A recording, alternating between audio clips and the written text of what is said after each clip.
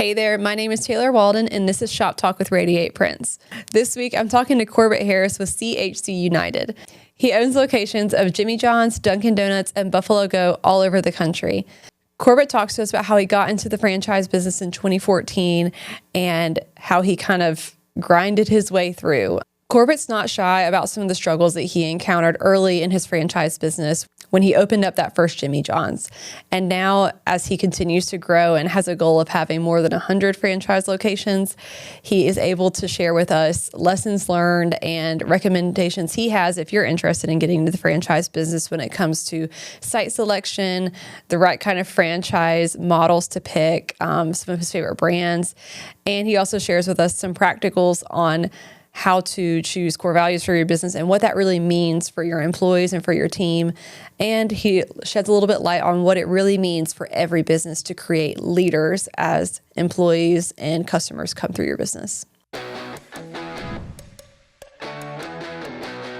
Do you often see a Jimmy John's or any of the franchises that you have like in stadiums, or are they normally other places?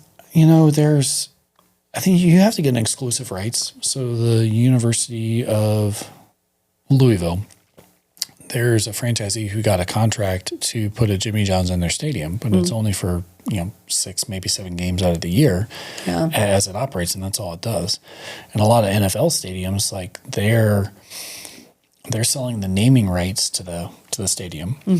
And then what they're trying to do is everything from alcohol sales to food sales to merchandise, like everything's coming back into them.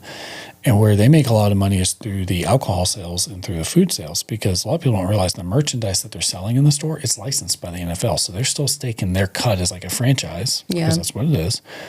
And they're taking their cut of that franchise of a jersey sale. They would rather sell you, 10 beers than sell you a jersey, because they're going to make more money off of that beer than they will that jersey itself, because they have to pay a portion of it no matter what. And and also too, margin on certain things, like the whole margin on like liquid, just in general, everything from like coffee to like beer to, anything as a whole. I mean, like if you think about people who get ice drinks, you're basically filling your cup up with half ice, which is water. Right.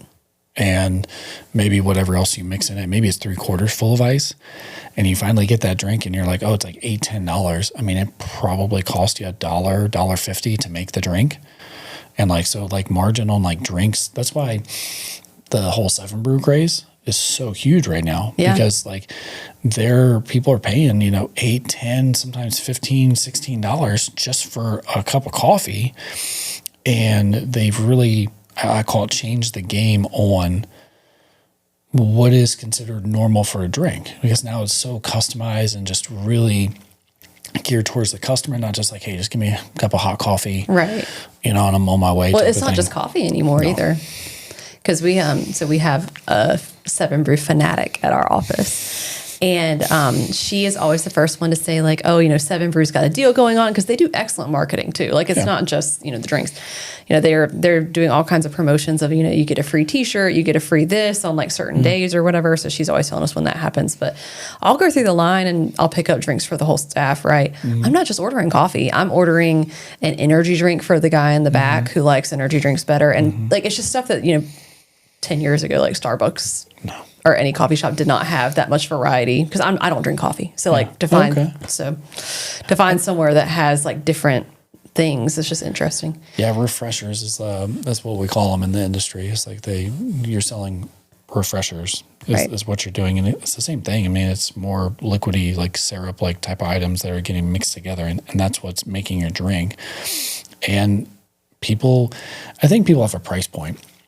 When you talk to someone like, hey, on average, if you're going to spend like $20 on a meal, you're not going to have that $20 as much. But if you sit there and you say, hey, I'm going to have anywhere from a $6 to $8 cup of whatever it may be, you're not sacrificing that as much as anything else. And it goes past the whole like debate of like, oh, cut your coffee out or just do anything like that. Really, you need to watch out for like your third party stuff. Like if you're doing like pickups, if you're doing deliveries in itself, whether or not you do a pickup at Walmart or like an Instacart from a grocery store or just ordering from a food establishment. I mean, most of that stuff's marked up anywhere from 20 to 30% to go in there, but it's that time trade-off. Like, is it worth my time to go do this, drive and go do it. or am I okay with taking that hit because it allows me to, whether or not I just want to sit on my couch, do I want to read, do I want to play a video game, do I want to go on a walk with my dog? Yeah. You know, it just changes the whole dynamic of what you're doing as a whole. So I look at why you see like Dutch Bros like out in the West, and then like Seven Brew. I mean, they're growing.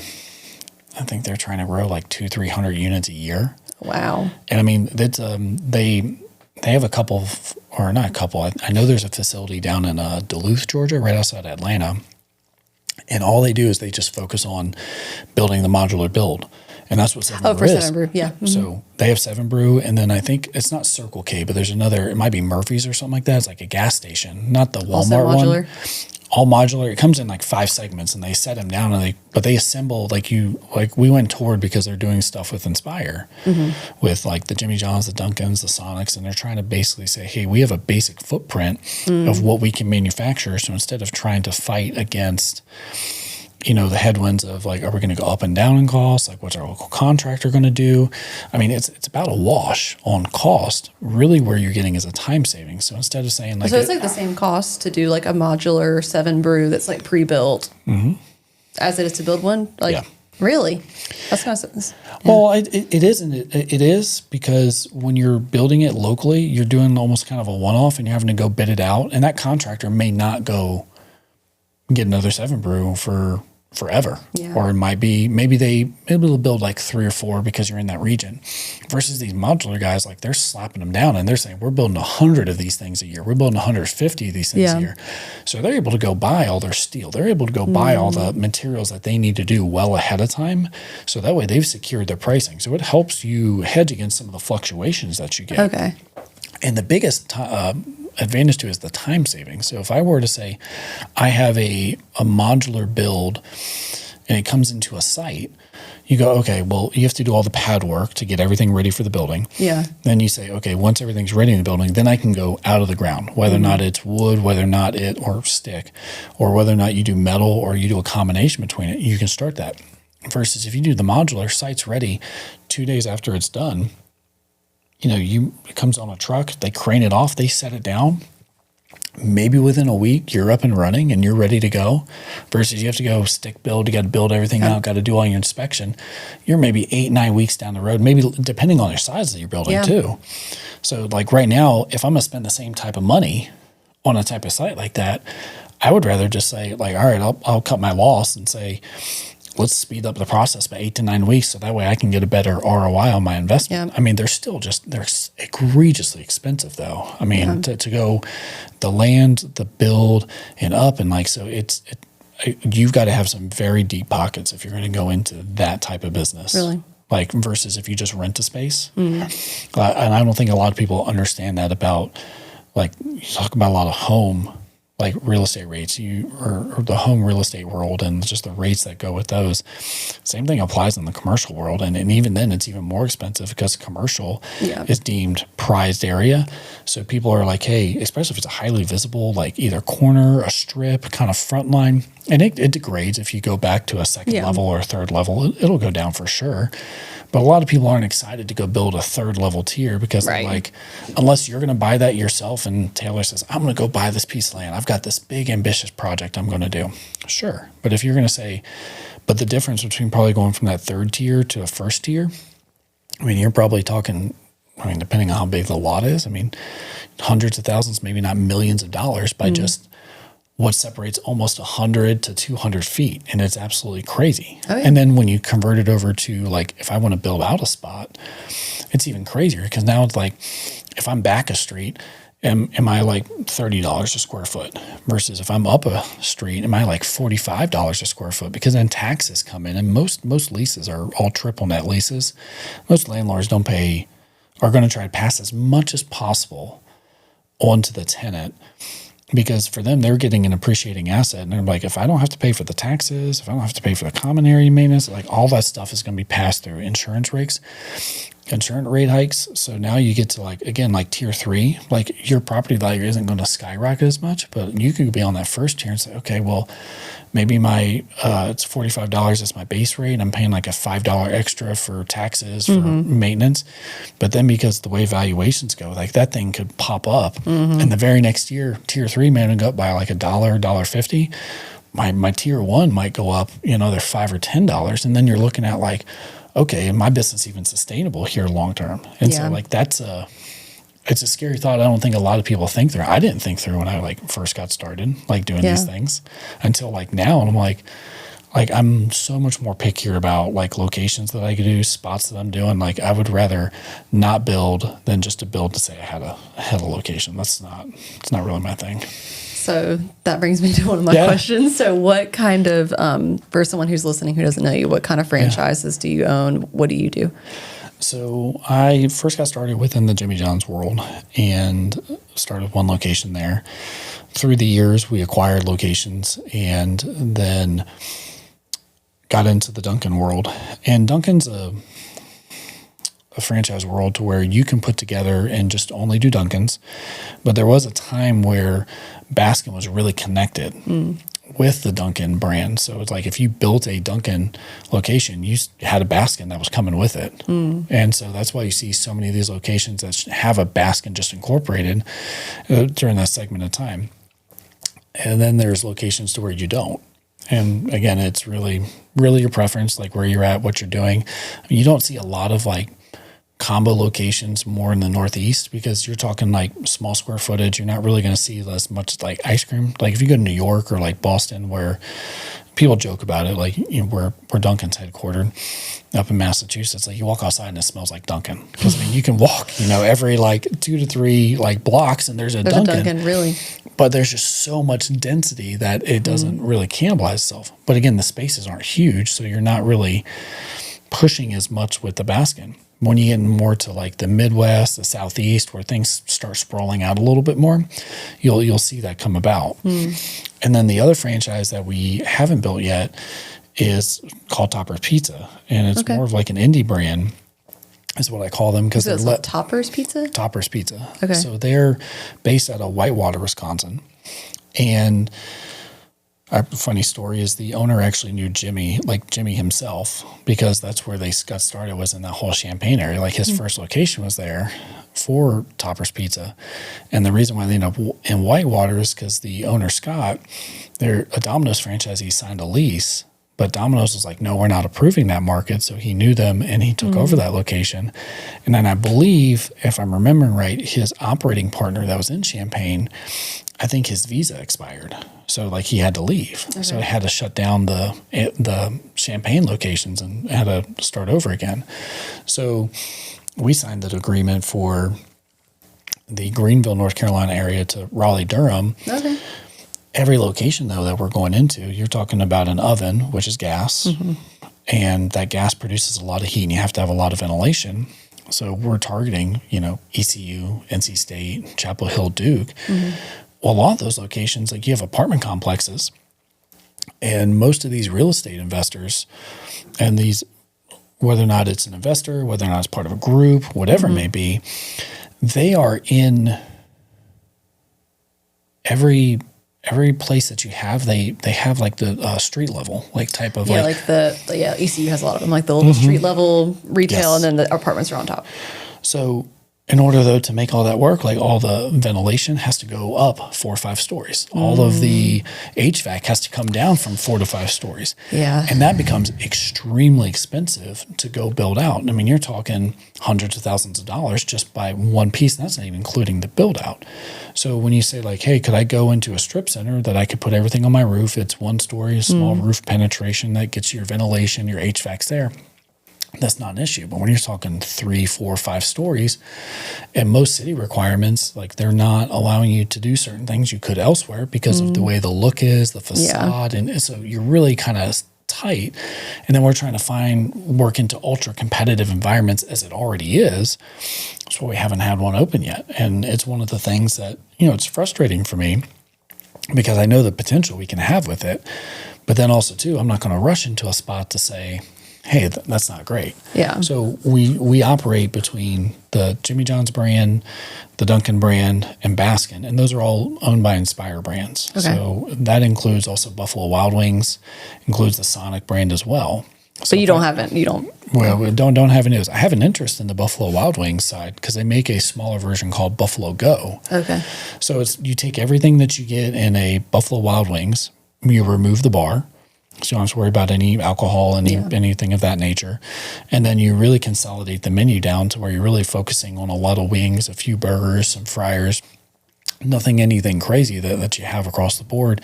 And the way I articulate to people is like, if you've ever been to a Wingstop, it's very similar to like a Wingstop of what you're getting, like the square footage, the size, the options that you're getting. It's all to go. Yes, it's all to go.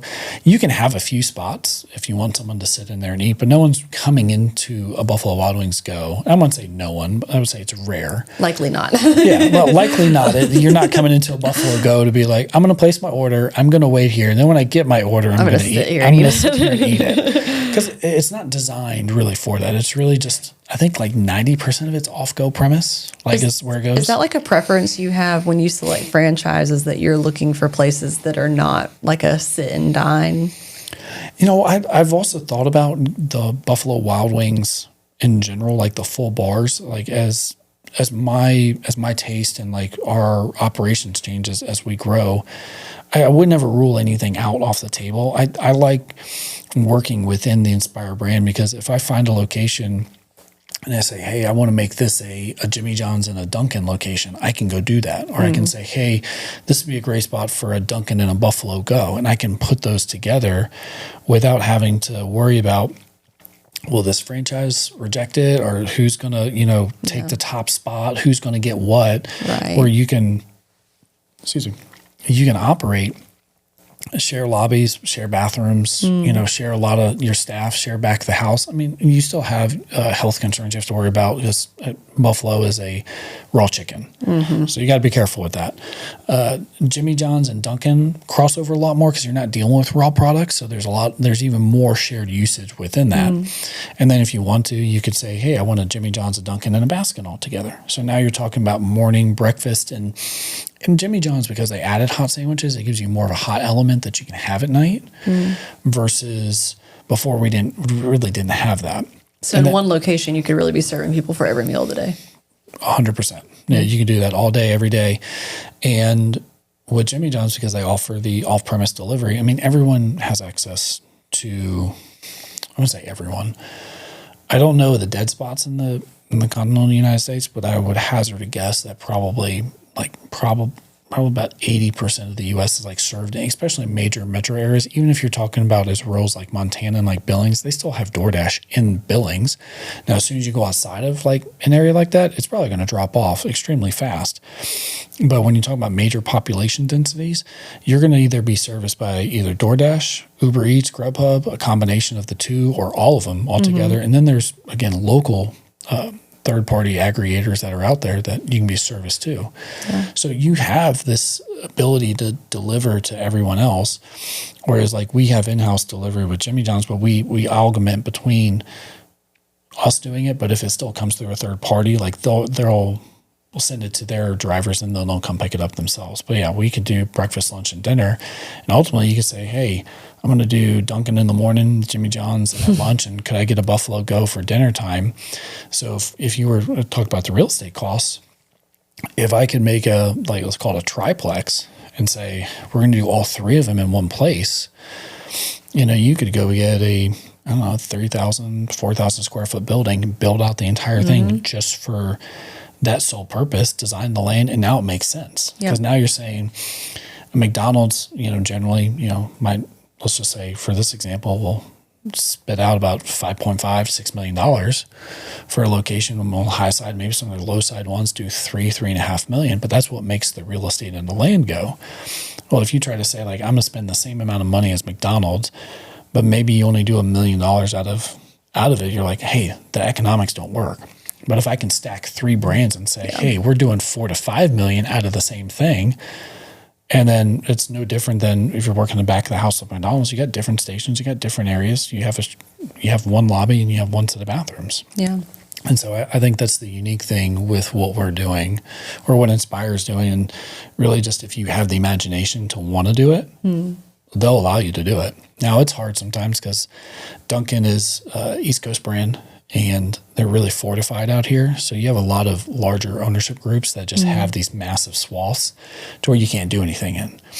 Buffalo Go, they have their metrics on what they're doing for, if you're getting too close to a sports bar, you're going to take away from the sports bar. You can only do so many things. And Jimmy John's is kind of the same way. Like, hey, you have these delivery areas, you have these natural boundaries that exist. And again, it doesn't make sense to really do what you're trying to do and say, instead of saying, hey, I'm going to build a location just to build it.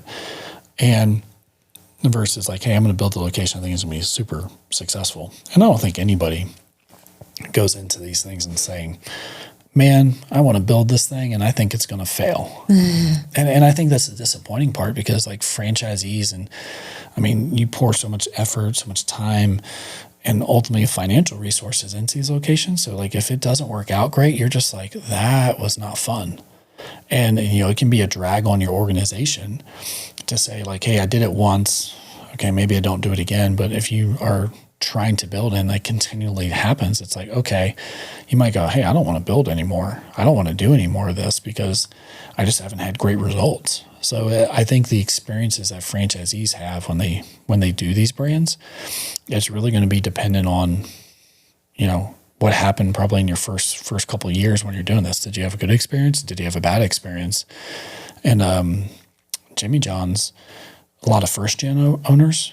Dunkin's, a lot of second, third-gen owners. So if you think about that, these kids grew up in Dunkin. That's all they lived and breathed. And then sometimes even third generation, because you had mom and dad, or grandma and grandpa, who started this. And then he said, hey, the kids got into it. And then now the kids are into it. Or that's the way they're starting to come up. Whereas Jimmy John's, you know, started in 83, you know, so we're only, you know, getting to 42 years now. We're actually working on 43. And in that time, though, I think it was 91, maybe 92, they started doing franchising, but they were only at like 100 units around that time frame. So it wasn't really anything exceptionally large at that point. And they really didn't really start had growth and expansion to like the early 2000s, like mid 2000s, really when it picked up. So you had a lot of people who, like with the '08 crisis and like the years leading up to it, it was a career shift change. So I know a lot of franchise owners on the Jimmy John system who are, you know, this was kind of their second career of what they did. And, you know, Jimmy was all about like, hey, anywhere from like 1 to 5 type of your thing. And like, I want you to be in the stores. I want you to be active in your stores. I want you to be super involved with it. And all franchisors want their franchisees really involved. The way the systems and procedures worked was like, that was the biggest separator between it. Whereas like the average, I think Jimmy John's franchisee is somewhere between like 3 to 5 units. It's kind of the average take of what you have. Like currently, yeah. I think it's closer to 5 now. It used to be closer, I think, to 3, and it's gone up over the past couple of years. Dunkin, I want to say somewhere between like 10 to 15, maybe a little bit more. Sonic's the same way. Even though you don't hear about Sonic as much, again, a lot of Sonic are second and third generation ownership because they've been around longer. Buffalo Wild Wings, it's a small knit group like that have a lot of the bars, that do a lot of this. So you have some that are doing the bars, but then they don't want to build another bar. Now they had Go, so now they can add Go into a market that was maybe underserved for them, but they didn't have to do that output of him building a 4,000 or 5,000 square foot, like all those TVs, like just full build out. So, can I ask, how did you get into all of this? I know you said you started at Jimmy John's, but like, how did you go from, I guess not. What did you do before? How did you start the Jimmy John's? So I got started with Jimmy John's. It became a second career for me. And really, when I graduated from App State, I moved down to Charlotte, and that's just where I got my first job opening. So I worked for a multi-million-dollar commercial printer for Fortune, 500, 100 companies. So the clients that we worked with were Lowe's Home Improvement, Wells Fargo, Bank of America, when Wachovia was a thing before there was the merger for them. And then we still worked when it was BB&T before Truist, Golden Corral. So we had a lot of different clientele that came underneath our roof.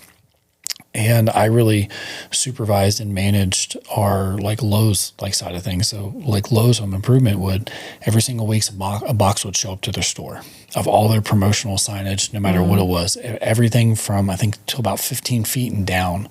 We would print kit put together, and that kit would be like, hey, this goes to your lawn and garden, this goes to your millwork, this goes here, here's your banners, here's your coroplast signs, here's your displays. Everything came together. So you guys just did like display type stuff? We did display, we did mailings, we did it. I joke about this one time. I call it arts and crafts.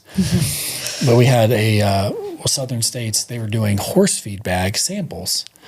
Well, they shipped us a pallet full of horse feed into a commercial manufacturing site. And we had to figure out, okay, how do we portion out these little sample bags and then put them all together to basically send out to all the Southern States like locations so that way they had them. So we're sitting there with a horse feed bag, a cup that's measuring this out. We're weighing them out and then like hand closing these like bags like with heat to shut them and then stapling all these things together. And that's like what you would call your hand bindery departments. And it's anything you couldn't put on a machine or you couldn't put together. And it could be anything from a promotional material or AXA. Life insurance. They did a lot. You couldn't put things on machines because their product was such a high-end product that everything had to be done hand done. We had gloves that we would wear with it just so that way you wouldn't scratch it, wouldn't leave any oils on your fingers with what you're dealing with some of the clientele that we had. So I did that for about 4 or 5 years. And I'll say this, like I got really involved with understanding the financials, understanding like how the business ran.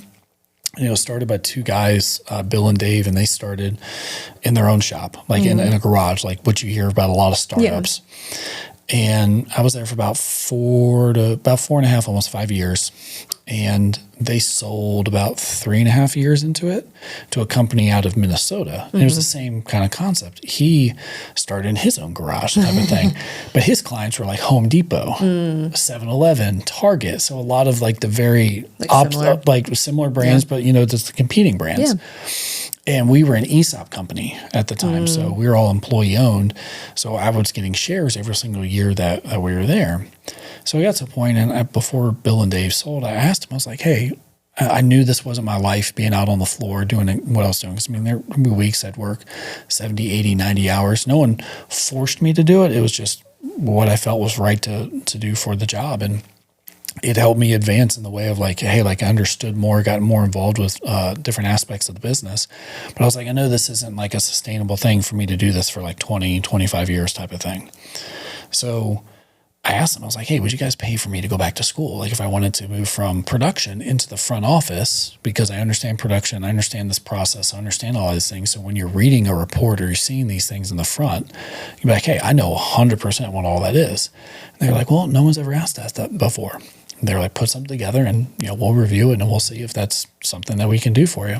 So, I looked, between, Wake Forest, Duke, Chapel Hill, Charlotte, just everything that was around the whole Charlotte area. Like, what could I do? What could I do online? What would be something these guys would sign off for? Because, getting your MBA wasn't cheap. And especially back in, the early 2010s, like you still had to go somewhere to go do a lot of this. Like online was sort of there, but it wasn't there like it is today. So I was putting all that together. And then I also started going like, hey, do I have my own business? Could I start something? Could I copy someone else's idea? And also too, I was like, do I stay here? Do I do a lateral move somewhere else? Like a lot of things came up. And Jimmy John's really struck me.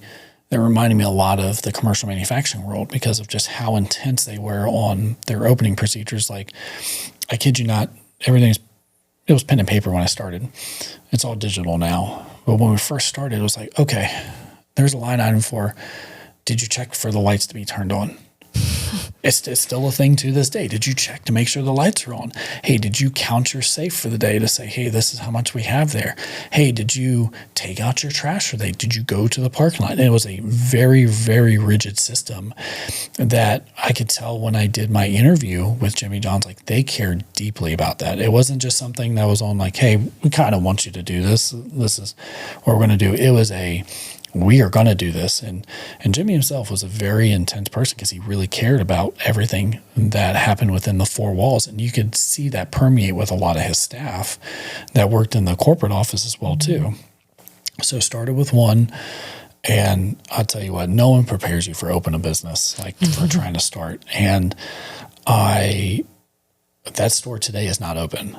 Like and there was some hard lessons that I found about like seating, about parking, about a lot of different things. And, we've just had a trial through, a lot of things with COVID that happened with us, trying to fight through that and, to where we are today. And I mean, I'll say this, I know it's one of the other things you asked about, but one of the either biggest or smallest things is like in 2023, we were at 13 stores in 2023. So was it all Jimmy John's? It was all Jimmy John's at that point. So we started with one in, 2016, signed the rights in 2015, super excited about it. It was like, kid on Christmas Day, like signed the first rights. We're going to have this Jimmy John's. It's going to be awesome. First open it, we got our butts handed to us like with it because we opened in a town that didn't have one. And then everything kind of levels off, the saying, the new broom sweeps clean. And fast forward to 2023, I mean, you're talking 7 years of just grinding it out. Yeah. And so we had gotten to 11 stores. And, a lot of what I've done is I've never really lived this absorbent life of any stretch of the imagination. Like I go home. My wife and I are like really home buddies. Like we don't really go out. We've got 2 kids and, we'd rather go to the park, walk around our neighborhood. We're not really it's not really our thing. So in 23, we were expecting our third and we lost him. And at that point in time, my wife, she's just devastated. And I'm sitting over here of like, okay, I've got choices I have to make. Like we're running a business, but not only running a business, I've got 2 kids here that still need a parent like around here. And so we had a lot of hard moments during that time. And I will say the thing that we got closer with was God during the entire time, during the entire process. And without that, I don't know if we'd be sitting here today because I tell a lot of people, you see a lot of marriages that crumble or they get even stronger from it. Like I'm very fortunate and thankful that we were given the grace to get stronger from it. And I remember sitting in our bathroom and one morning I felt I got down on my knees and, usually I would sit down on the bathtub and I would sit there and I'd have a prayer in the morning before I'd go. That morning I just got down on my knees and I was like, all right, God, I give this all to you. That this is not your business because, at the same time in C12, they were looking for more chairs. And so I asked my chair at the time, I was like, well, what would it mean to be a C12 chair? Like, well, and I was like, can you have your own business? And like, you can, but it's got to be really autonomous because being a C12 leader, takes a lot of time, effort, and energy to where you can't be running both. Like I don't know how that would work. Yeah. I'm sure it could if someone really wanted to, but I don't know how that would work. Hard. Yeah. And so the question is like, well, what would happen if you got to 70 stores or if you got to 100 stores or if you got to whatever it was? Like, how many people could you serve in your community? How many individuals within the stores? How many families? How many communities could you impact it? And I was like, that's a good question. And at that time we were being challenged, like, do you really give your business to God, or are you really holding back? Or are you really just like, I say this thing over here, but I do the opposite, like type of thing. So that morning I just felt like I got on my knees and I said, Lord, I give this to you. I was like, this is your business, this is mine. I was like, if you want me to stay in franchising, I will stay in franchising. But I was like, make it abundantly clear. Hit me with a bag of bricks and make it so painfully obvious I don't need to do this.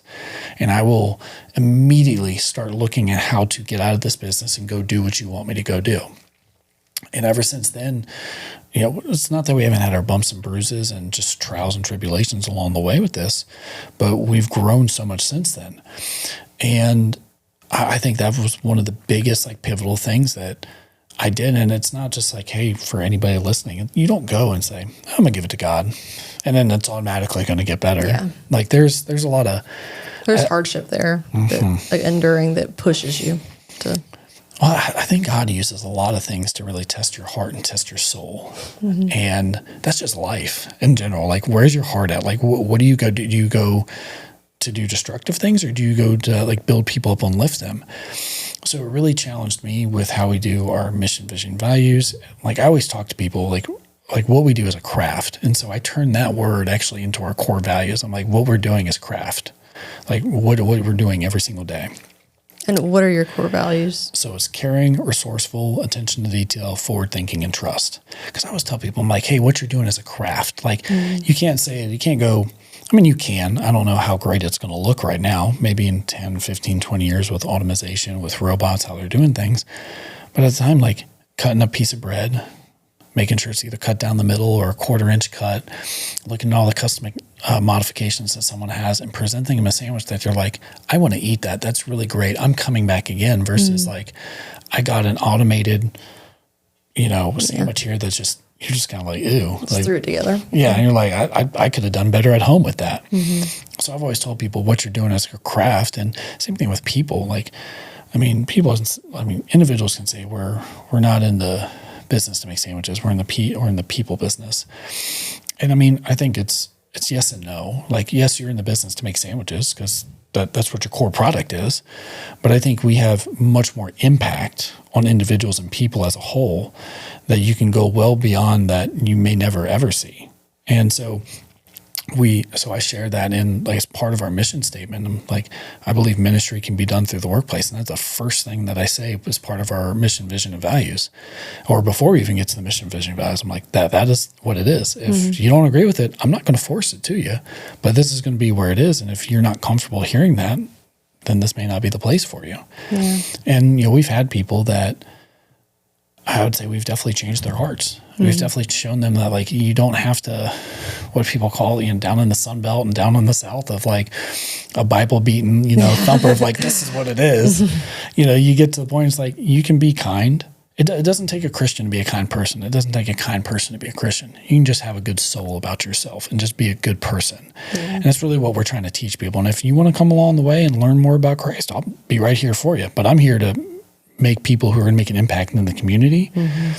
And so that way, when they leave here, they're going to say, okay, I learned things from there, whether or not, like, I shouldn't have done that and I got fired for it, or like, hey, I learned some things, maybe some hard lessons that maybe they were still there, but you're kind of like, why did I have to do that? And then maybe it clicks down the road.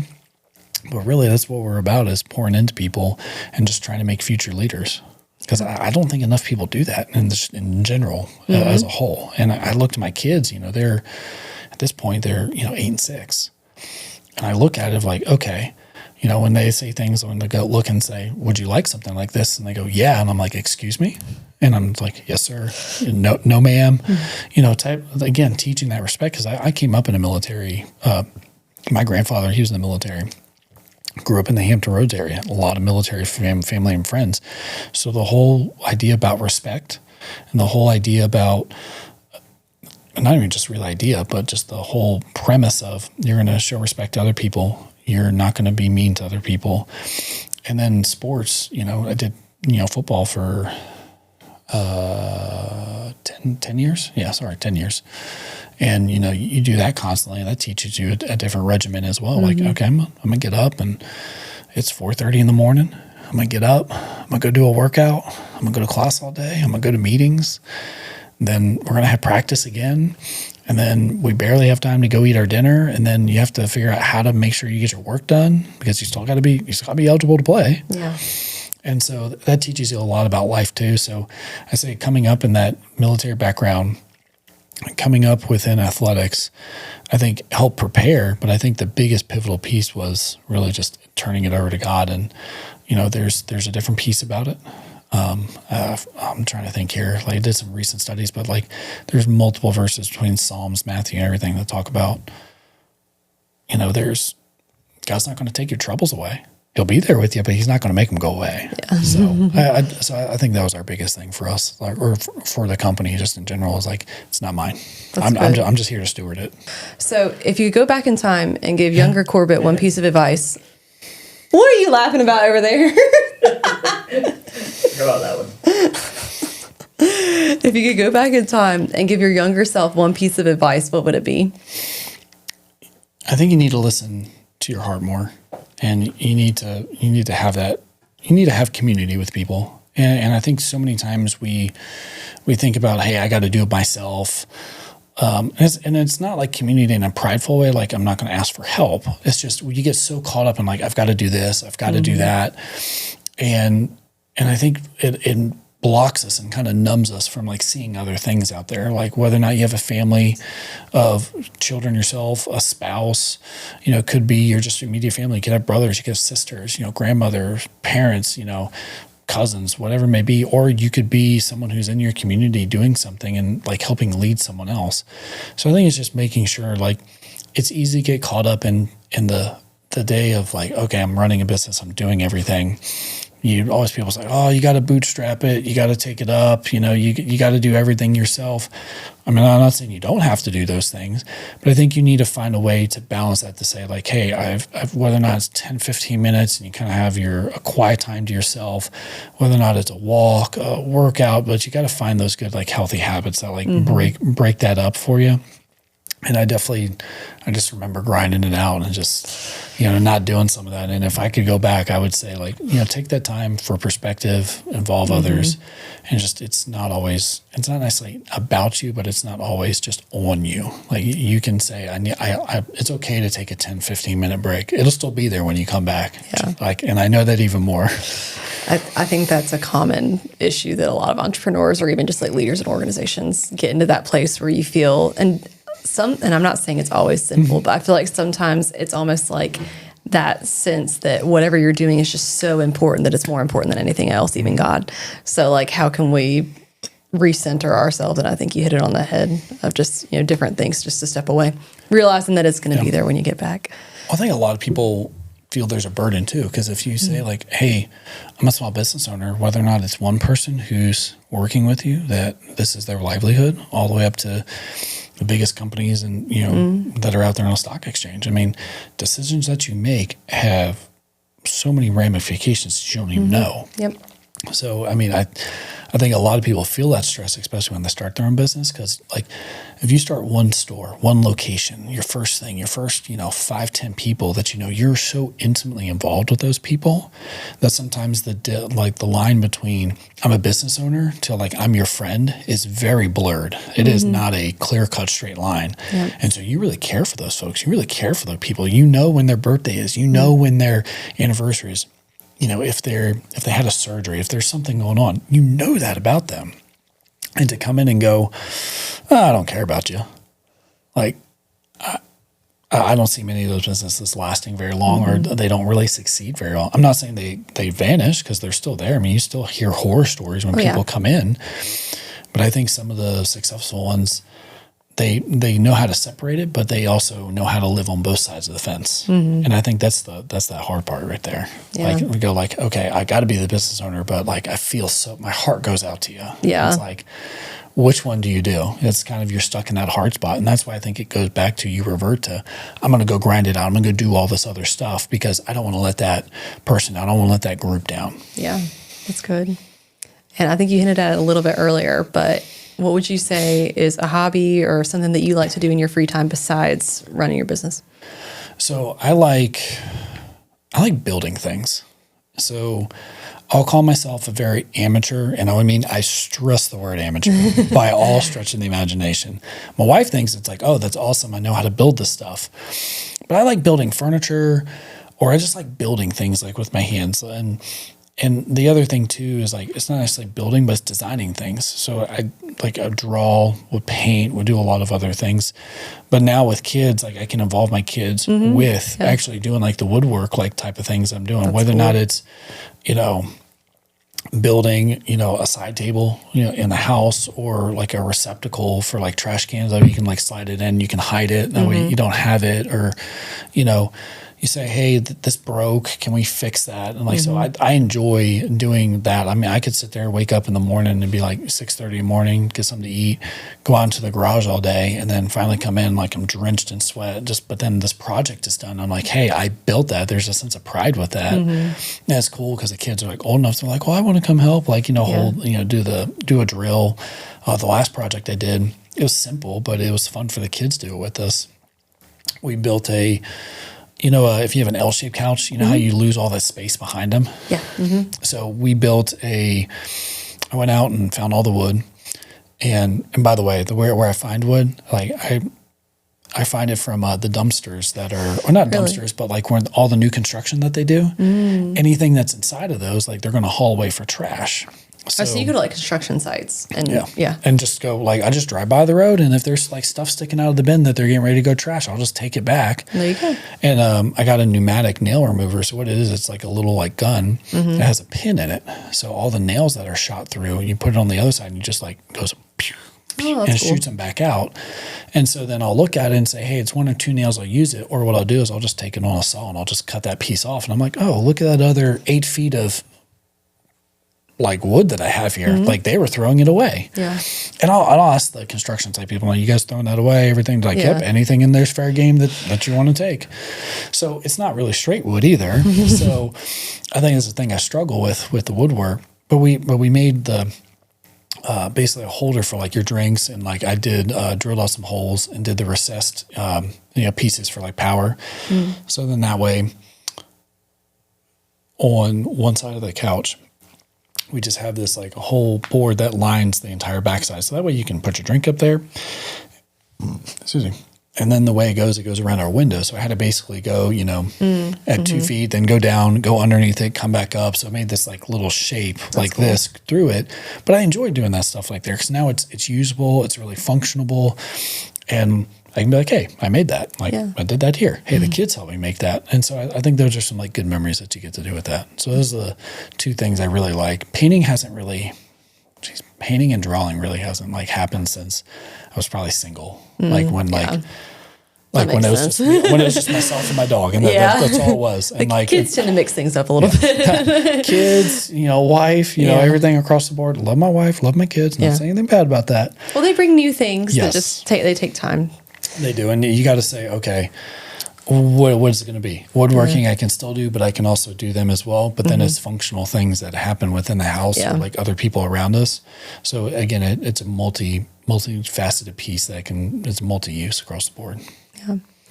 And if someone was coming to visit Eastern North Carolina for the very first time, where would you take them? I think the place I like here is I like going down to like the Topsail area. You get to enjoy the beach, but you're not so far removed from like everything else if you want to. And it's quiet, it's peaceful, but it's not like over commercialized to where if you go to the whole Myrtle Beach area, you just see like hotel after hotel after hotel. Right. And, you've got hundreds, if not thousands of people within, a mile of each other. But you go into the whole Topsail area, and it's not overbuilt like the Outer Banks. And there's nothing wrong with the Outer Banks. We'd vacation there, we'd go there. But again, it became more of like, this is a true destination place where it was like, when you get to Topsail, like people are still coming there for the beach, but it's still close enough. Like we're here in Greenville, where, an hour and a half and you're there. You can have a good day trip. You can enjoy yourself.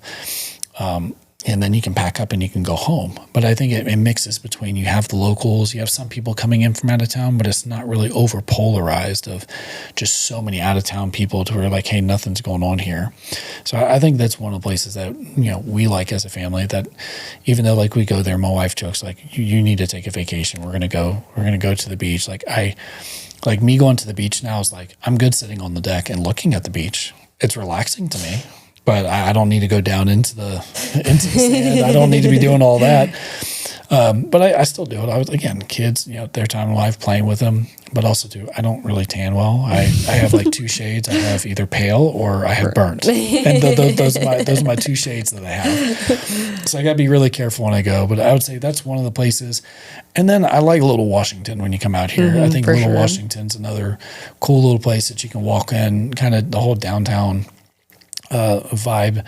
That's not just like, hey, we're just nothing's happening. Like there's plenty of things that you can go do, whether or not you want to eat, whether or not you want to do entertainment. So again, it brings a lot of and it's not just, again, it's not on the main road for a lot of places. Like you go down I-95 and you're like, hey, I'm going to stop on, what's it called? You get South Carolina from north and like, oh, let's stop at south of the border and let's go get all these fireworks, like that type of thing. It's off the beaten path a little bit. A lot of great people that are there. You could sit on a park bench and talk to a stranger and people would be absolutely fine with that. Yeah. So I think those are two little places that if I were to bring someone out here, and then it's not really a place, but just go drive around. Like I think it's just really peaceful to drive through a lot of the back roads that you see around here. I just think it's fun. Like I call it fun because it's relaxing. You can roll your windows down, you can smell the crops, you can tell what's going on, and a lot of the pollution, especially if it gets in like nighttime, a lot of the like light pollution that even gets into like some of the cities, it's really nice to be able to look up and you just see the stars, and just gives you like a balance of like, hey, it's not all fast paced living. Yeah.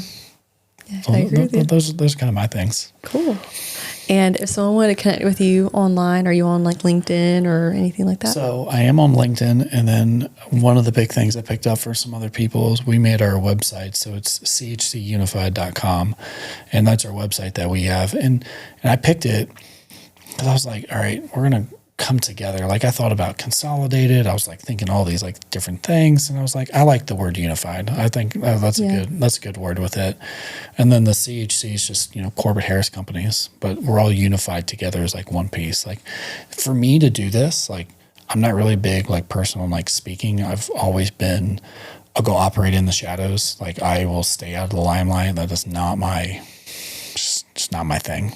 Like I'd rather give everyone else praise. I'd rather give everyone else the credit for it because, who am I to say that they don't deserve as much praise as I do? So for me, yeah, I'm there, but I'm like,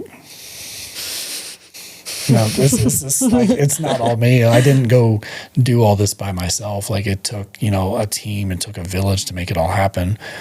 But those are the two biggest ways that, we connect like out there. And again, like LinkedIn was a big thing like I had, but I never really used it. But now I realize like it's changed with us. Like I have to go be a voice for our team now. Yeah. And I wouldn't call it wasting the opportunity, but I try to make sure that if I do step out, if I do things, it's for the betterment. It's for whether or not it's for the team, whether or not it's really kind of giving the history and like kind of the life story of like, hey, this is what we do now as a business. Like again, glory to God there. But if it's coming out it's about me or anything else, I'm like, I don't want any part of it. Like that's not my thing. That's fair. Well, thank you so much for coming on the podcast, Corbett. I really appreciate it. Well, I appreciate you having me, Taylor. I know it took us a little while to get together, but glad to get to hear a little more story about it, and hopefully someone gets something out of this, and not just get something out of it, but it's a good thing, a good resource for people to listen to. Awesome. Thank you. Yes, ma'am. And thank you for tuning into this episode of Shop Talk with Radiate Prints. We'll see you next week.